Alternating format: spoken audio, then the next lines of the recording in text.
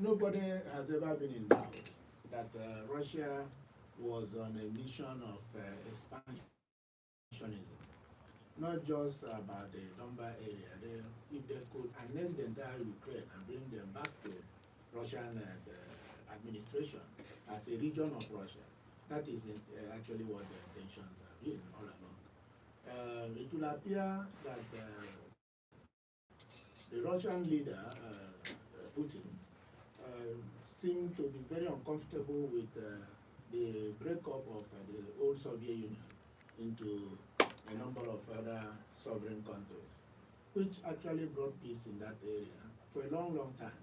So I think it had been it had not been at ease with the freedom and independence all those countries have been enjoying. And the world never knew, like me, I never knew that Ukraine held so much promise to world food supply until this happened. And even in Nigeria now, we're beginning to affect, especially things we produce based on grains and so on, all coming. And in terms of gas supply to other European countries. So it is dangerous for world peace, because if Russia is allowed to achieve this expansionist agenda, they will extend it to other countries. And I am not surprised that neighboring countries are beginning to align with NATO in order to protect themselves, because they have seen in Putin a very, very dangerous leader who will stop at nothing to go back to the old Soviet Union. And his experiment in Ukraine, if you like to call it that, but a very bloody experiment, is just to see whether that will work, and it will continue. But what has that done to the entire world? NATO has decided to resist what they see as threats to world peace. And the United States of America is championing that resistance.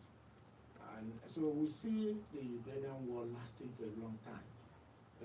Ukraine is getting supplies in terms of sophisticated equipment to defend itself.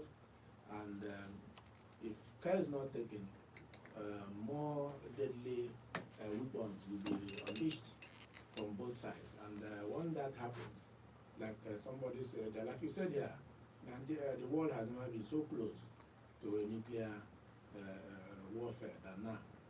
And the world generally has never been, in my recent recollection, in this kind of crisis. There have been multiple crises all over the world, not only in Ukraine.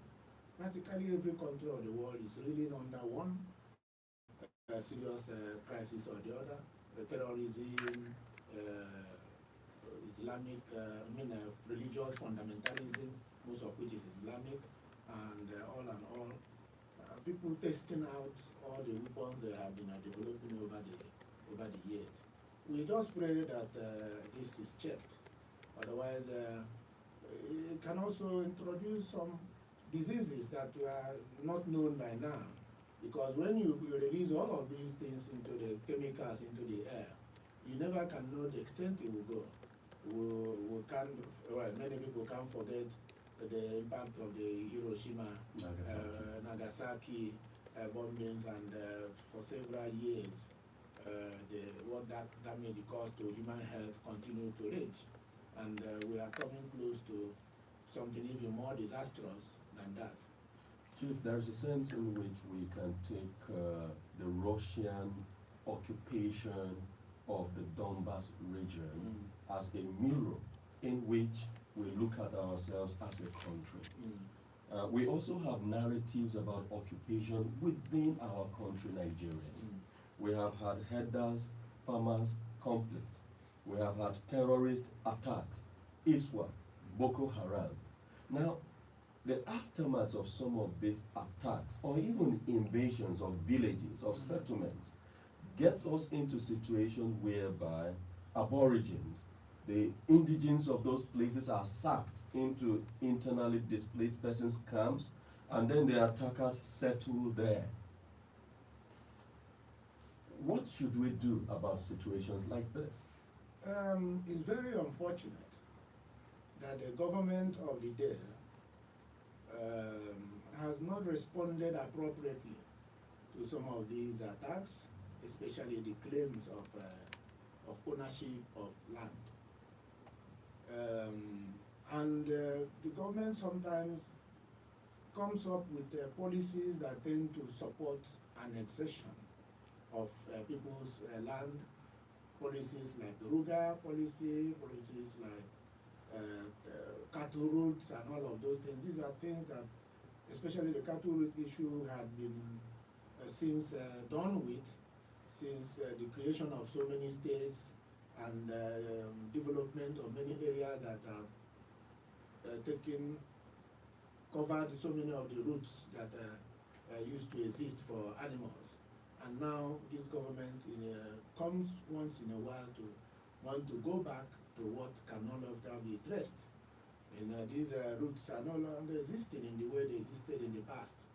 And this has given many citizens the impression that those who are claiming where the land that doesn't belong to them seem to have the backing of government. Whereas it is actually the duty of government to ensure that the citizens are protected in terms of security. And when a government is unable to provide security and, of course, the welfare of its citizens, what it simply means is that government has failed. But we cannot call our own a failed government yet.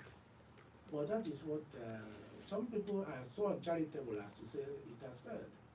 But just because security is not given, the welfare of the people is being compromised. And so you say, well, the primary purpose of government as written in our constitution are these key issues, and they are not being served on the citizens. And so this is what is going on. I do not know how a set of people who entered Nigeria as recently as 1804 from West Africa, from Futajelon, from Mali, can come and claim ownership of where the people had been living for centuries. For example, I was in Guzo in the year 2000, at the height of the Sharia. I was a guest of the Igbo people there when they had the Igbo State, Igbo Cultural Day. And like I would normally do any state I visited on invitation, I would go a day earlier and have some interaction with Igbo people there to know a few things about the way they lived, enable me effectively participate, because in most of those invitations I was always expected to speak.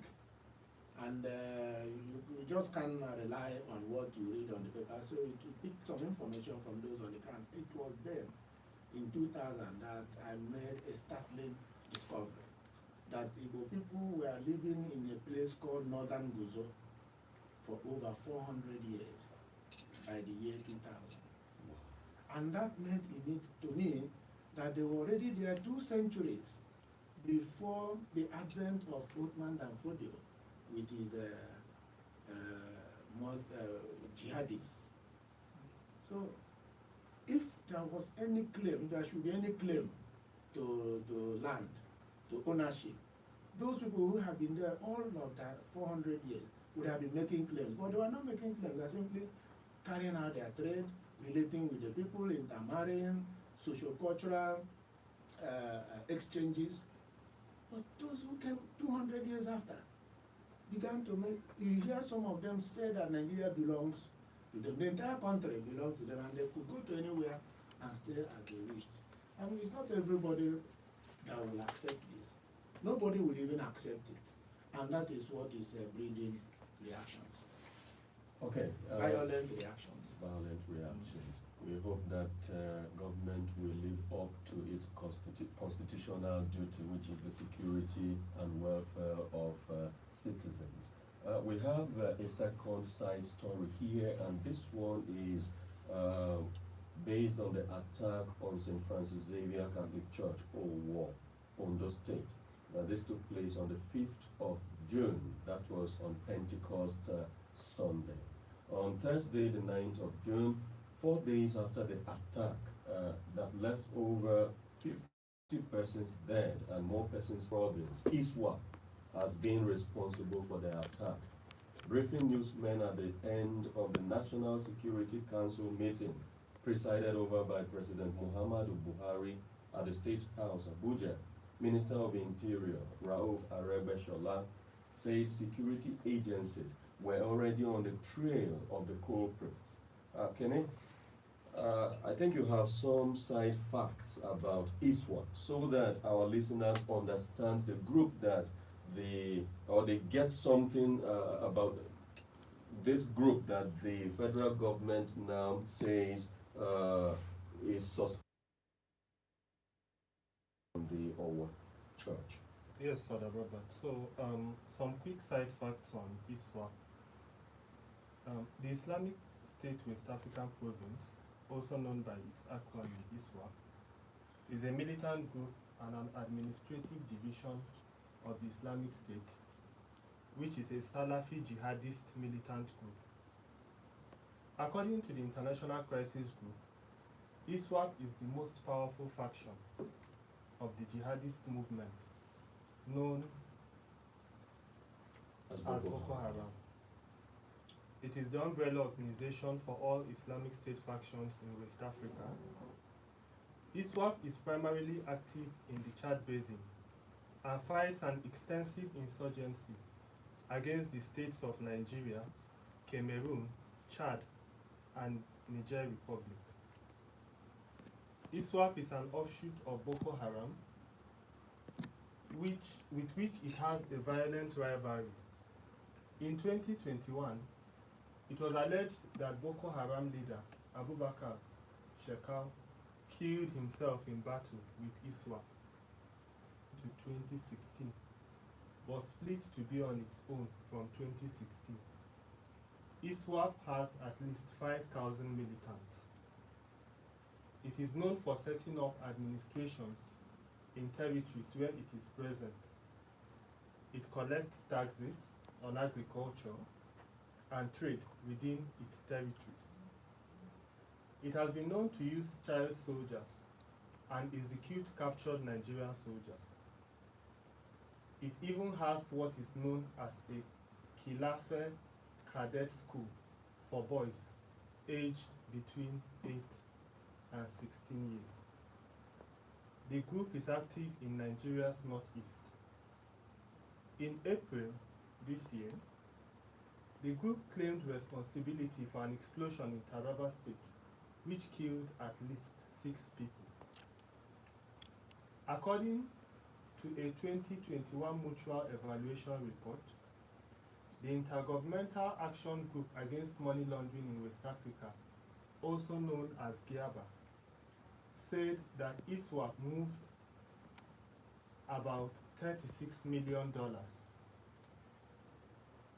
That is about 18 billion naira, generated from trading and taxing communities in the Lake Chad region through the Nigerian financial system. On Sunday, April 23, 2022, about 34 terrorists were killed when Boko Haram clashed with ISWAP in the Sambisa forest. Last month, some international non-governmental organizations reported that ISWAP attacks on RAN in Borno State on May 22 left about 50 persons dead. The United Nations Humanitarian Affairs Office, Nigeria has been battling ISWAP for many years now. The Nigerian army has recorded successes against the group, even if there have been casualties. The Nigerian government has claimed that ISWAP was behind the church attack in Owo, but doubts have been cast on the claim. It usually does after attacks launched by it. If the group was really behind the attack on Owo in Ondo State on June 5, 2020, When it comes to this church attack, federal government begins to talk about ISWAP. There is really, in some quarters, some doubt about this. It's a very, very speed. How did they move to that extent? I share in that doubt that this may not be exactly ISWAP. I believe, share with the view of the governor of Ondo State that this has more to do with the Fulani fundamentalists we have in Nigeria who are into this expansionism of the Fulani claim to ownership of Nigeria, and they think intimidate, which they think will give them advantage. Already have them as collaboration from a foreign nation that is concerned about what's happening in your country, and you keep it under wraps. It begins to cast doubt as to your real intentions of government. We have allowed these terrorists to go beyond their limits, and we thank God for the concept of Christianity that does not believe in tit for tat. Otherwise, what happened at Owo would have well resulted to some reprisal that would shake the corporate existence of Nigeria.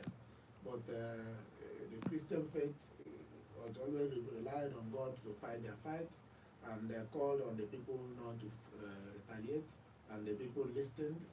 But there is a limit to this, to the endurance, the ability of people to continue to endure this type of provocation. The Owo massacre, as I will call it, is very provocative, and that our boundaries are so porous that enables these people not just walk through, but come over with their equipment, their arms, their arsenal, and cause the havoc, and find their way out, assuming they are even from outside Nigeria. It speaks volume about the level of our preparedness. Nigeria spends so much money to acquire the Tucano jets, lots and lots of money that could do so many other things.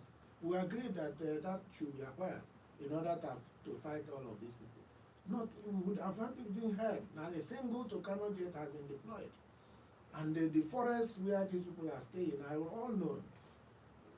Technology is available to find where they are. Countries that have this type of thing, once in a while, open a safe corridor for those who wish to save themselves to pass through. Of course, they'll be screened and come back. Those who remain are the real enemies, whether they are kid soldiers or adult soldiers. Government will move in there and clear the place, knowing that opportunity has been given to those who wish to escape the government bombardment to escape, and there will be safe corridor. I've never seen that happen here. Each time when they catch a kidnapper, people, those they have not killed on the spot, will give the excuse that they have used them as human shield. Because they have used them as human shield, there's nothing we can do. We are not doing preventive things to avoid those kidnappings. We are not attacking to save those people who are there. After all, an American was kidnapped in Niger Republic and brought to Sokoto. The American forces moved in the